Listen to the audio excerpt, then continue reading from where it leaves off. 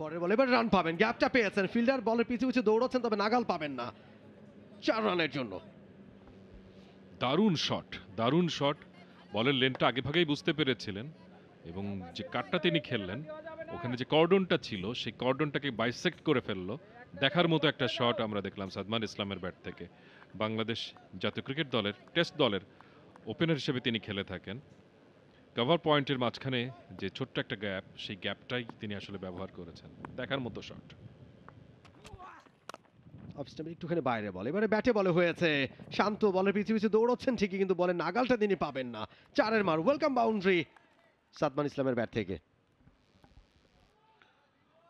Half volley লেন্থে পেয়ে গিয়েছিলেন এবং sweet part of the bat খুব কানেক্ট হলো চমৎকার একটা শব্দ, আমরা চমৎকার একটা শব্দ পেলাম এবং তিনি যেটা গ্যাপটা খুঁজে পেয়েছিলেন মিড অফ ছিল, তার পাশ দিয়ে আসলে বলটাকে গলিয়ে দিতে পেরেছেন, যে কারণে বাউন্ডারিটা পেয়ে গেছেন। মারে কিন্তু যথেষ্ট রকম জোর ছিল। দারুণ শট সাদমান ইসলামের কাছ থেকে। দারুণ শট, ওয়াও, দৃষ্টিনন্দন শট, ভেরি স্টাইলিশ। সাদমান ইসলাম, ওভারের শুরুটা হয়েছিল 4 রান দিয়ে, আনামুল হকের এই ওভারটা শেষ হলো বাউন্ডারি দিয়ে। 29তম ওভারের সমাপ্তি। 40 বিনা উইকেটে অগ্রণী ব্যাংক পিএলসি।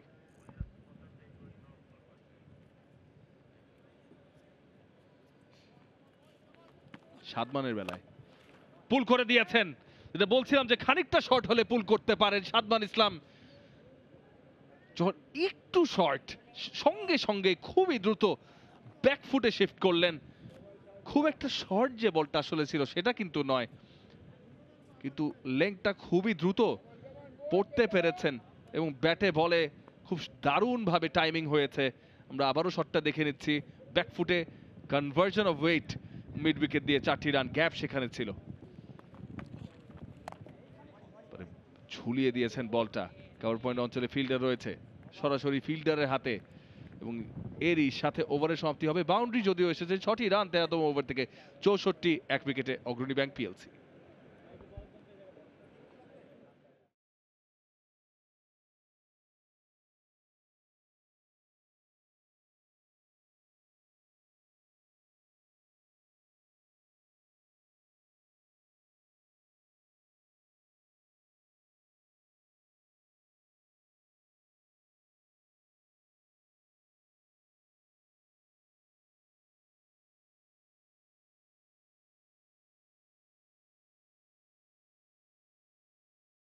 রানের ইনিংসে 298 রানের বিশাল ইনিংস করছে। বলতে বলতে এই বলটা ওখানে পুল করার চেষ্টা, বল কিন্তু হাওয়ায়, উইকেট রক্ষক মোহাম্মদ মিথুন তিনি কিন্তু ক্যাচটা নিয়ে নিলেন। মৃত্যুঞ্জয় চৌধুরী তিনি স্ট্রাইক করেছেন।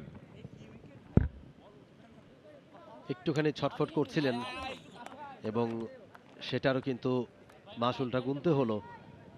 ঠিকঠাক মতো খেলতে পারেননি, ভেতরের কানায় লেগে অনেকটা উপরে উঠে গেছে এবং মোহাম্মদ মিঠুন বেশ খানিকটা জায়গা কভার করে এসে ক্যাচটা লুফেছেন। আমরা আরও একবার দেখতে পাচ্ছি, একেবারেই জুৎসু শট হয়নি, যেভাবে খেলতে চেয়েছিলেন সেভাবে খেলতে পারেননি, সুইট পাটও ব্যাটে খেলতে পারেননি।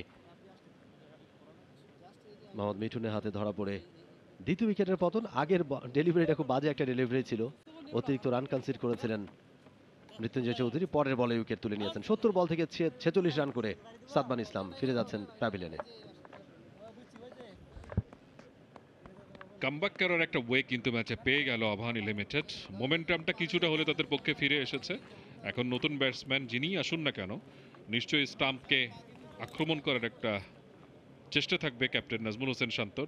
তার বোলিং, ফিল্ডিং, প্লেসমেন্ট, তার মধ্যে অ্যাটাকিং অ্যাটিটিউডটা এই মুহূর্তে তিনি নিশ্চয়ই আরেকটু দেখতে চাইবেন এবং সেটা করতে পারলে শেষ পর্যন্ত হয়তোবা তার দল আরও স্ট্রংলি কামব্যাক করতে পারে এই ম্যাচে। আরও কিছুক্ষণের মধ্যে যদি আরও একটা দুটো উইকেট তার বোলাররা, ফিল্ডাররা নিয়ে নিতে পারেন, আবাহনী লিমিটেড কিন্তু এই ম্যাচে খুব ভালোভাবেই ফিরতে পারে। For more updates, subscribe to our YouTube channel and click on the bell icon. Follow us on Facebook and Instagram. Download T-Sports app to enjoy exciting games and highlights. Visit tsports.com.